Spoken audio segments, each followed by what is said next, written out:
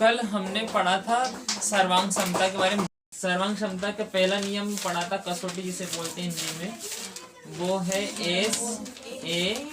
SAS, मतलब भुजा, कोण, भुजा, सर्वांग समता। सर्वांग समता, सर्वांग समता ही है। एक और पढ़ी थी हमने, ASA, मतलब कोण, भुजा, कोण, भुजा, कोण, सर्वांग समता। सर्वांग समता। नियम तो लिखा। ये मैंने दोनों आपको लिखवा दिए, ठीक है ना। ये लिख रहे थे। भुजा कोण, भुजा सर्वांग समता का नियम क्या कहता है कि एक दो त्रिभुज सर्वांग सम कब होते हैं, जब एक त्रिभुज की दो भुजाएं और उसका अंतर्गत कोण किसी दूसरे त्रिभुज की दो भुजा और उसका अंतर्गत कोण के क्या हो, समान समान।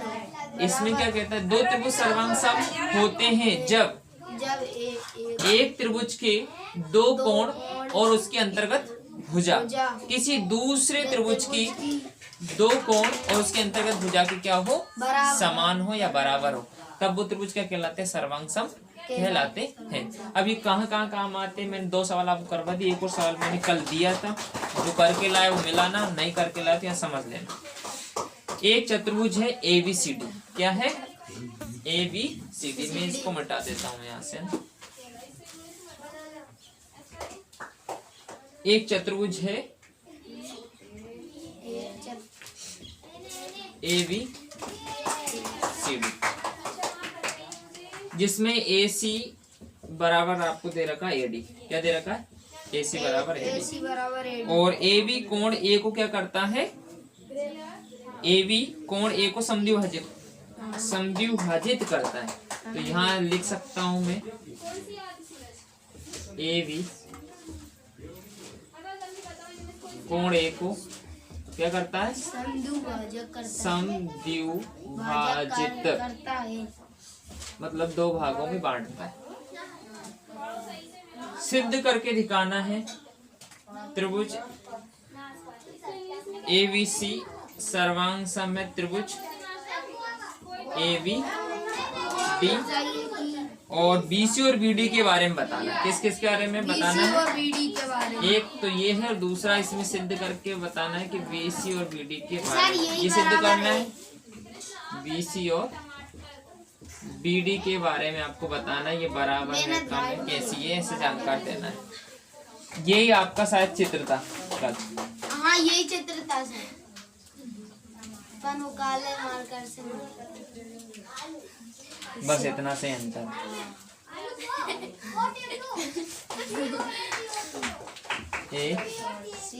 C B और D, और आपके पास में अब ये देखो, ये निशान मैंने लगाई, AC AD दोनों कैसे, तो मैंने थोड़ा सा ये निशान बना दी, मतलब ये दोनों कैसे हैं, बराबर। एक और चीज देखो, AB भुजा कोण A को 2 बराबर भागों में क्या कर रही है, बांट रही है। तो ये पूरे जो कोण था उसको ये वाला कोण और ये वाला कोण कैसा हो गया, बराबर हो गया। तो आपके पास में एक भुजा आपको बराबर दिख गई और एक कोण भी पता चल गया। अब कम से कम या तो एक कोण पता लग जाए या फिर एक भुजा पता लग जाए। तो बताओ, और इसके अलावा और कुछ दिख रहा है क्या, बोलो। देखो एक और चीज दिख रही है बराबर, AB क्या दिख रही है, AB, क्योंकि इस त्रिभुज की भुजा AB और इस त्रिभुज की AB भुजा कैसी है, बराबर है। अब यहाँ आप ये देखिए कि हम लिख लेते हैं, हमारे पास इस चतुर्भुज को 2 भागों में जब बांटा तो एक त्रिभुज ये बन रहा है और एक त्रिभुज ये बन रहा है। इस त्रिभुज का नाम है आपका ABC, त्रिभुज ABC एवं त्रिभुज ABD में, ठीक है। अब जो जो चीज आपको इक्वल दिख रही है उनको यहाँ 1 टाइम्स अपन राइट करते जाते हैं। तो यहाँ आपने देखा AC भुजा AC और AD भुजा बराबर है। कैसी है? बराबर है। कहाँ से लिखा आपने? क्वेश्चन में दे रखा है, तो यहाँ लिख देंगे दिया है। दिया है। दिया है। हो गया, दिया है। अब अगली बात आती है कोण की। कोण A इसमें भी है और कोण A इसमें भी है, बट इस कोण A को पढ़ते हैं अपन CAB। लिख दूं क्या? CAB। तो यहाँ मैं ऐसे लिख देता हूँ CAB। इसका इस त्रिभुज का कोण हो गया, ठीक है ना, ABC का। अब ABD का कोण देख लो। इस कोण को पढ़ना, देखना ध्यान से इस कोण को। तो BAD या DAB आपकी मर्जी। तो यहाँ मैंने लिखा था CAB, तो इसको लिखो DAB। DAB दोनों कैसे बराबर है? बराबर है। ये भी आपको दे रखा है। दे रखा है, वो दे रखा है। दिया है। ठीक है, अगर दिया है ना लिखो, ये लिख देना AB कोण A को समद्विभाजित करता है। लिखूं या फिर ऐसा लिखा है? ठीक है। तीसरे नंबर पर क्या दिख रहा है बराबर? ये AB बहुत अच्छा, वेरी गुड। AB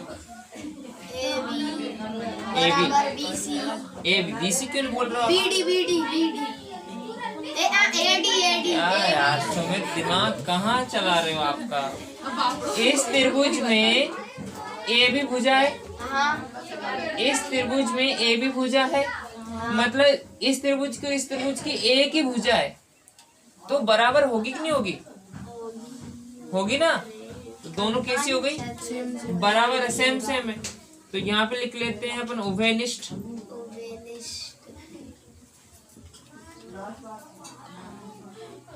ठीक है, उभयनिष्ठ हो गया, एक कॉमन हो गया, दोनों में लिख सकते थे। ठीक है, अब हमारे पास में देखना भुजा कोण भुजा, सर्वांग क्षमता नियम आ गया यहाँ पर कि दो भुजाएं पता चल गई, उसका एक अंतर्गत कोण पता चल गया। तो त्रिभुज ABC सर्वांग सम होगा त्रिभुज ABD। कौन सी फॉर्मूला लगाया आपने? भुजा कोण भुजा सर्वांग समता नियम से।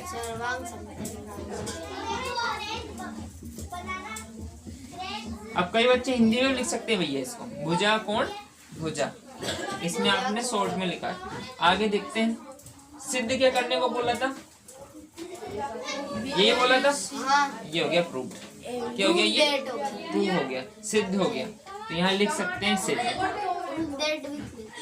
क्या लिख दिया आपने? सिद्ध हो गया।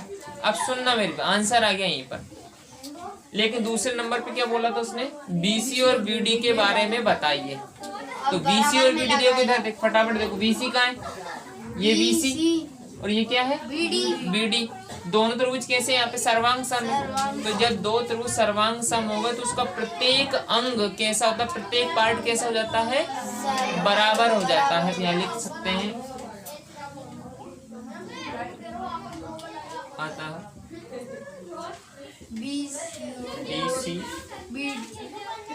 और BD भी क्या होंगे? बराबर होंगे। या फिर डायरेक्ट लिख दो भैया BC बराबर BD, ऐसे लिख सकते हैं।